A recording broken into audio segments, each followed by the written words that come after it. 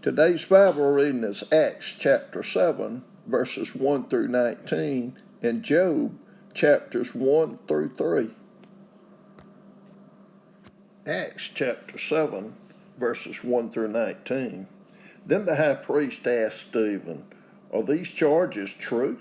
To this he replied, "Brothers and fathers, listen to me. The God of glory appeared to our father Abraham while he was still in Mesopotamia, before he lived in Haran. 'Leave your country and your people,' God said, 'and go to the land I will show you.' So he left the land of the Chaldeans and settled in Haran. After the death of his father, God sent him to this land where you are now living. He gave him no inheritance here, not even enough ground to set his foot on. But God promised him that he and his descendants after him would possess the land, even though at that time Abraham had no child. God spoke to him in this way: 'For 400 years your descendants will be strangers in a country not their own, and they will be enslaved and mistreated. But I will punish the nation they serve as slaves,' God said, 'and afterward they will come out of that country and worship me in this place.' Then he gave Abraham the covenant of circumcision, and Abraham became the father of Isaac and circumcised him 8 days after his birth. Later, Isaac became the father of Jacob, and Jacob became the father of the 12 patriarchs. Because the patriarchs were jealous of Joseph, they sold him as a slave into Egypt. But God was with him and rescued him from all his troubles. He gave Joseph wisdom and enabled him to gain the goodwill of Pharaoh, king of Egypt. So Pharaoh made him ruler over Egypt and all his palace. Then a famine struck all Egypt and Canaan, bringing great suffering, and our ancestors could not find food. When Jacob heard that there was grain in Egypt, he sent our forefathers on their first visit. On their second visit, Joseph told his brothers who he was, and Pharaoh learned about Joseph's family. After this, Joseph sent for his father Jacob and his whole family, 75 in all. Then Jacob went down to Egypt, where he and our ancestors died. Their bodies were brought back to Shechem and placed in the tomb that Abraham had brought from the sons of Hamor at Shechem for a certain sum of money. As the time drew near for God to fulfill his promise to Abraham, the number of our people in Egypt had greatly increased. Then a new king, to whom Joseph meant nothing, came to power in Egypt. He dealt treacherously with our people and oppressed our ancestors by forcing them to throw out their newborn babies so that they would die.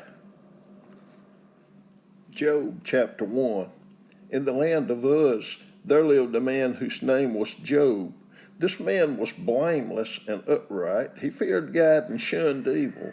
He had 7 sons and 3 daughters, and he owned 7,000 sheep, 3,000 camels, 500 yoke of oxen, and 500 donkeys, and had a large number of servants. He was the greatest man among all the people of the East. His sons used to hold feasts in their homes on their birthdays, and they would invite their 3 sisters to eat and drink with them. When a period of feasting had run its course, Job would make arrangements for them to be purified. Early in the morning, he would sacrifice a burnt offering for each of them, thinking, 'Perhaps my children have sinned and cursed God in their hearts.' This was Job's regular custom. One day the angels came to present themselves before the Lord, and Satan also came with them. The Lord said to Satan, 'Where have you come from?' Satan answered the Lord, 'From roaming throughout the earth, going back and forth on it.' Then the Lord said to Satan, 'Have you considered my servant Job? There is no one on earth like him. He is blameless and upright, a man who fears God and shuns evil.' 'Does Job fear God for nothing?' Satan replied.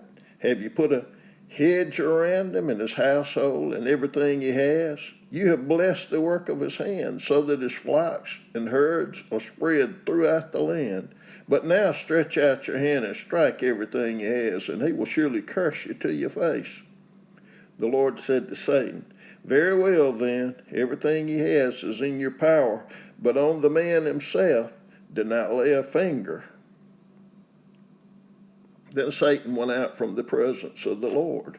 One day, Job's sons and daughters were feasting and drinking wine at the older brother's house. A messenger came to Job and said, The oxen were plowing and the donkeys were grazing nearby, and the Sabaeans attacked and made off with them. They put the servants to the sword, and I am the only one who escaped to tell you. While he was still speaking, another messenger came and said, The fire of God fell from heavens and burned up the sheep and the servants, and I am the only one who has escaped to tell you. While he was still speaking, another messenger came and said, The Chaldeans formed 3 raiding parties and swept down on your camels and made off with them. They put the servants to the sword, and I am the only one who has escaped to tell you. While he was still speaking, yet another messenger came and said, Your sons and daughters were feasting and drinking wine at the older brother's house, when suddenly a mighty wind swept in from the desert and struck the 4 corners of the house. It collapsed on them, and they are dead, and I am the only one who has escaped to tell you. At this, Job got up and tore his robe and shaved his head. Then he fell on the ground in worship and said, Naked I came from my mother's womb, and naked I will depart. The Lord gave, and the Lord has taken away. May the name of the Lord be praised. In all this, Job did not sin by charging God with wrongdoing. Job chapter 2. On another day the angels came to present themselves before the Lord, and Satan also came with them to present himself before him. And the Lord said to Satan, Where have you come from? Satan answered the Lord, From roaming throughout the earth, going back and forth on it.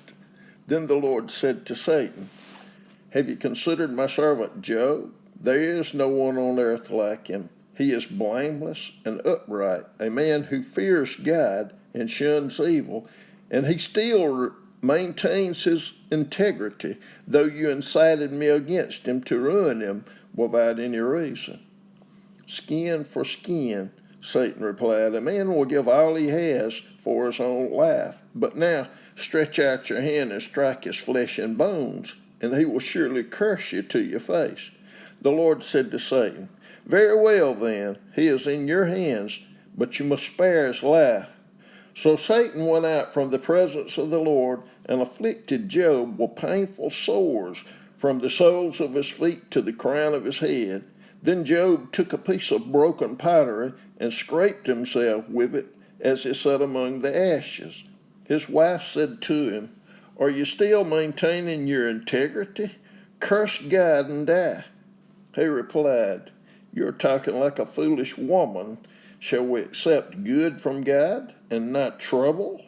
In all this, Job did not sin in what he said. When Job's 3 friends, Eliphaz the Temanite, Bildad the Shuhite, and Zophar the Naamathite, heard about all the troubles that had come upon him, they set out from their homes and met together by agreement to go and sympathize with him and comfort him.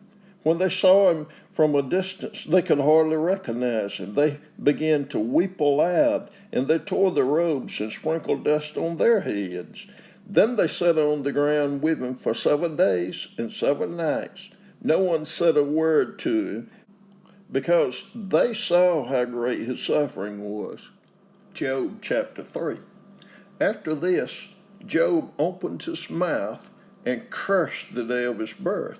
He said, May the day of my birth perish, and the night that said, A boy is conceived.